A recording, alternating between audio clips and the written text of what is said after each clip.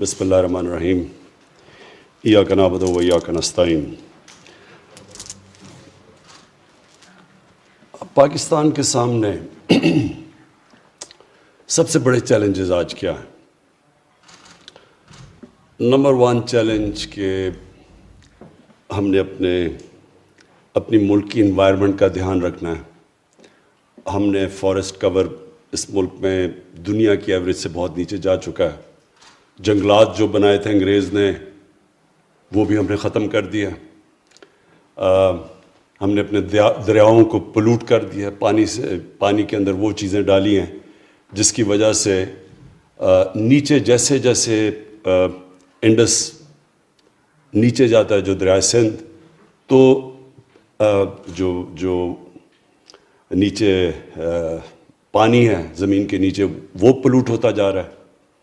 ایک supreme court کی فیصلہ ہے، اس میں سپریم کورٹ نے کہا کہ کس طرح جو گراؤنڈ واٹر ہے سندھ کے اندر وہ 70% پولوٹڈ ہے۔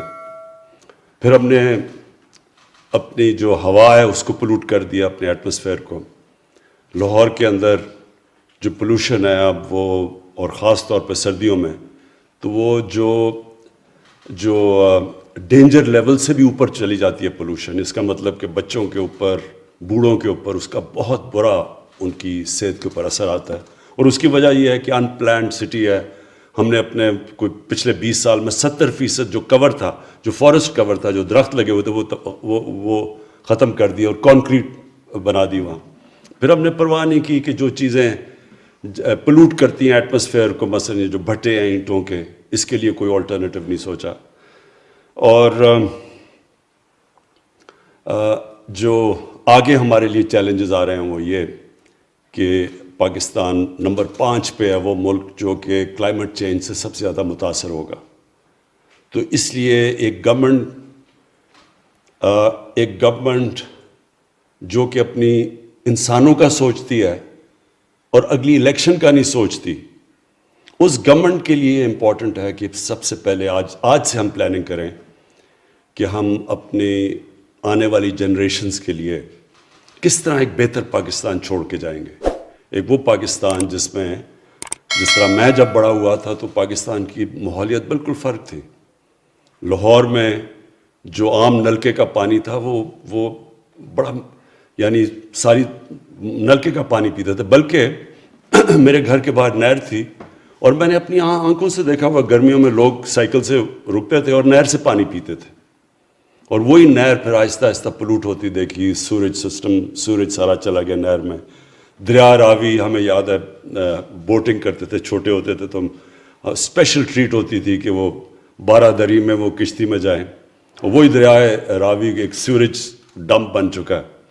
تو یہ جو ہم نے اپنی، جو بھی آیا اس نے 5 سال کا سوچا اپنی الیکشن کا، کسی نے آگے نہیں سوچا کہ آگے ہم کس طرح کا پاکستان چھوڑ کے جائیں گے۔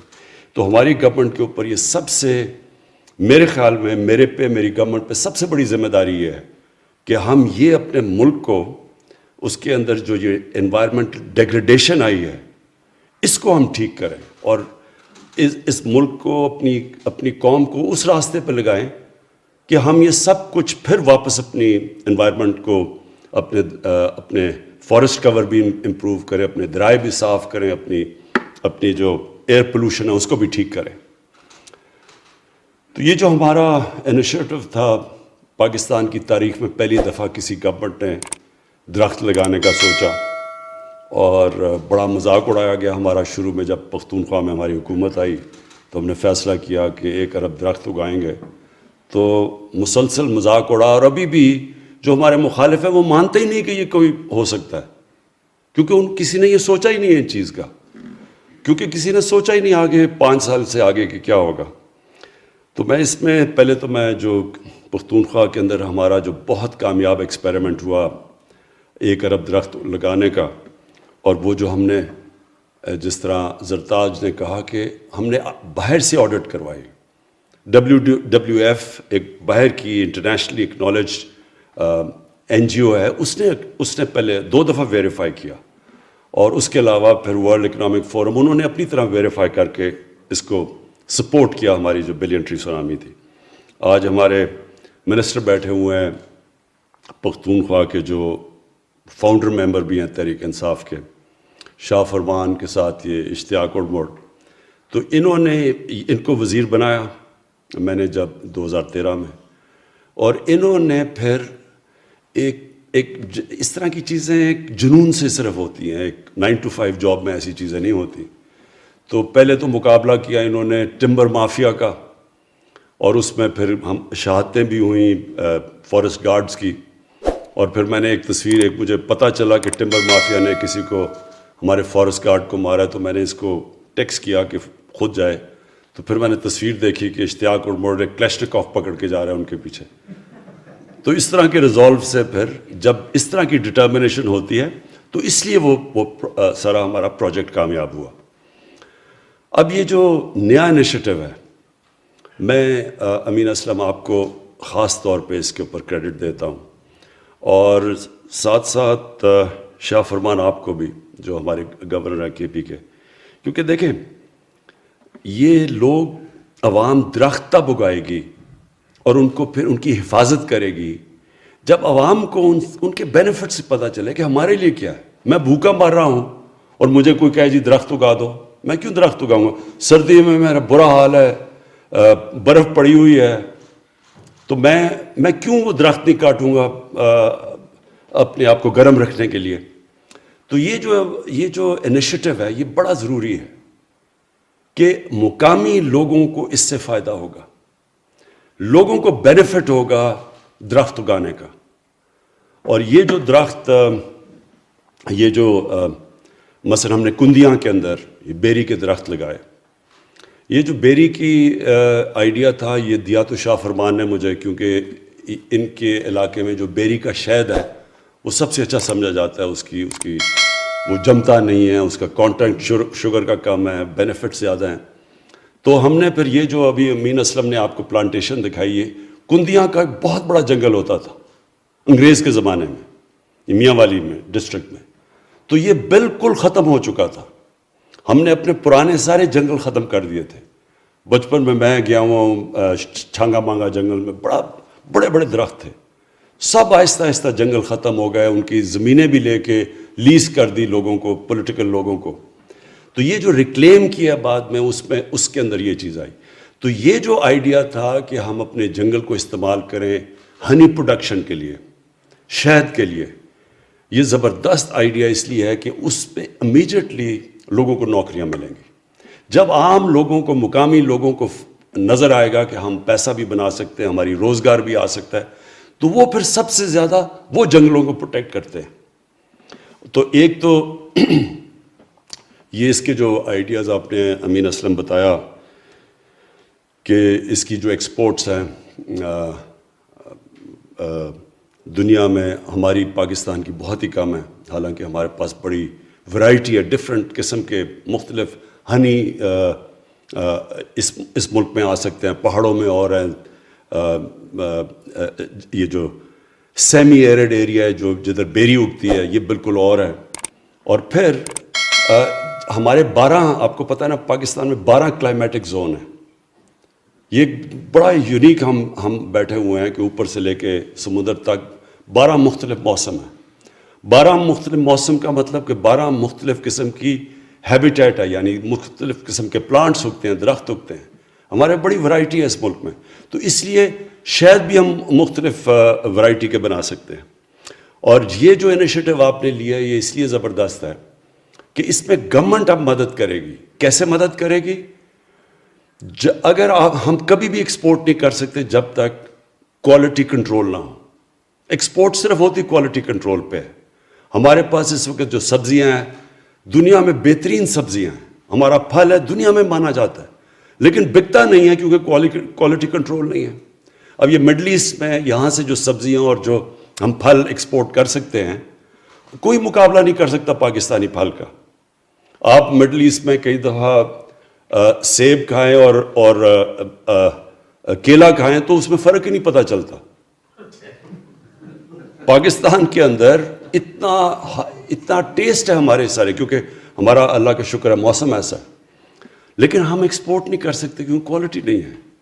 اس لیے اس میں پوری گورنمنٹ کو مدد کرنی پڑے گی، ministry of science and technology, کہ وہ کوالٹی کنٹرول میں مدد کرے. جیسے ہی کوالٹی کنٹرول آئے گی امیجیٹلی ایکسپورٹ کے لیے ہمارے پاس ہر قسم کا، شاید ہی نہیں صرف، ہر پروڈکٹ ایکسپورٹ کے لیے ہمارے پاس ہو جائے گا.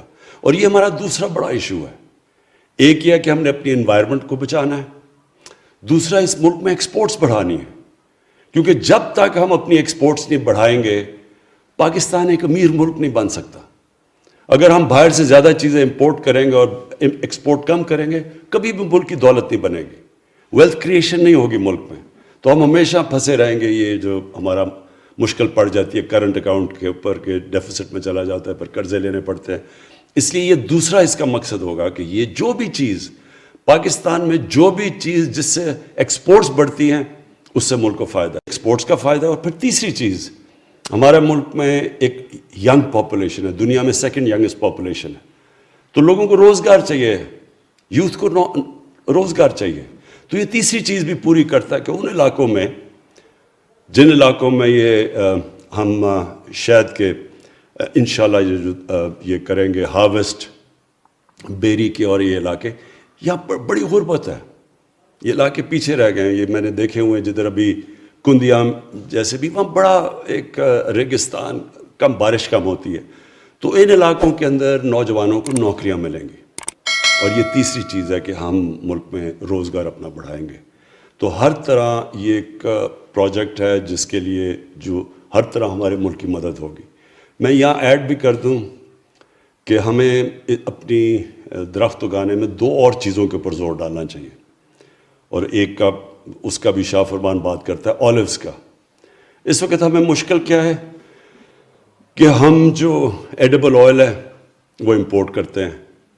جب ہم امپورٹ کرتے ہیں تو وہ سارا پریشر پڑتا ہے ہمارے کرنٹ اکاؤنٹ کے اوپر.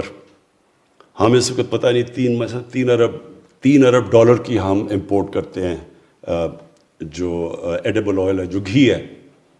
اب مشکل یہ ہوتی ہے کہ جیسے ہی روپے نیچے جاتا ہے تو جو بھی امپورٹ ہوتی ہے وہ مہنگی ہو جاتی ہے. تو اس لیے ہمارا اس وقت جو گھی ہے وہ مہنگا ہو گیا اور وہ عام آدمی استعمال کرتا ہے.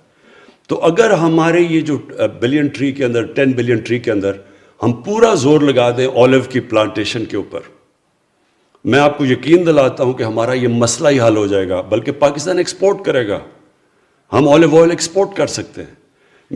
ہم نے ایک ایکسپرٹ بلایا اولیوز کے اوپر، کینیڈا میں ایک پاکستانی ہیں جو ادھر رہتے ہیں. تو انہوں نے مجھے بتایا کہ جو دریائے سندھ کی جو رائٹ سائڈ ہے، یہ جو سارا سلیمان رینج ہے، یہ بہترین علاقہ ہے اولیوز کے لیے. میں نے تو بلکہ اپنے گھر میں اولیوز لگائے ہیں اور 3-4 سال میں اولیوز اگائے ہیں اور زبردست قسم کے اولیوز اگائے ہیں. تو ایک تو یہ اولیوز کے لیے یہ ہمیں بڑا ضروری ہے، اس لیے کہ اس سے ہماری یہ امپورٹ بھی بچ جائے گی ایڈیبل آئل کی، دوسری ہم ایکسپورٹ بھی کر سکیں گے. اور پھر تیسری چیز کہ اولیوز سے جو انکم ہوگی ان سارے علاقوں میں، اور یہ سارے علاقے جب آپ انڈس کی رائٹ سائڈ پہ جاتے ہیں، جو سارے مغربی علاقے ہیں، وہاں سارے بہت زیادہ غربت ہے، وہاں اگتی نہیں ہے وہ چیزیں، نہیں، بارش کم ہوتی ہے. لیکن اولیوز کے لیے بہترین جگہ ہے. اس لیے اس کے اوپر بھی پورا ہم اپنے بلین ٹری کے اندر اولیوز پلانٹیشن کے اوپر بھی پورا زور لگائیں گے. اور ایک آخری چیز، میں نے اپنے گھر میں ایووکاڈوز لگائے ہیں. آپ یقین کریں کہ بہترین ایووکاڈوز اگتے ہیں یہاں پاکستان میں. تو ہمیں اس کے اوپر بھی اب پورا زور لگانا ہے، کیونکہ ایووکاڈو جو ایک تو ساری ویجیٹیبلز کے اندر، سبزیوں میں بہترین، اگر نیوٹریشن پوائنٹ آف ویو سے دیکھیں تو بہترین ویجیٹیبل ہے. دوسرا یہ ویلیو ایڈڈ ہے، یہ بڑا مہنگا بکتا ہے دنیا میں. پہلے تو پاکستان کے اندر یہ فائدہ ہوگا ہمارے لوگوں کو اگر ہم یہ زیادہ پھل اگائے، کیونکہ سارے علاقے میں بڑا اچھا اگتا ہے. اور اس کے اوپر بھی ہم اپنی بلین ٹری کے اوپر، اس ایووکاڈوز کے اوپر بھی زور ڈالیں گے. کیونکہ ایووکاڈو پروڈکشن ایک ایسی چیز ہے کہ اگر ہم نے اس سے زیادہ کر لی تو یہ وہ پھل ہے، سبزی ہے جو بہت زیادہ اس کا، یعنی اس کا اگر ہم اس کی ایکسپورٹ شروع کر دیں تو پاکستان کی آمدنی میں بہت اضافہ ہوگا.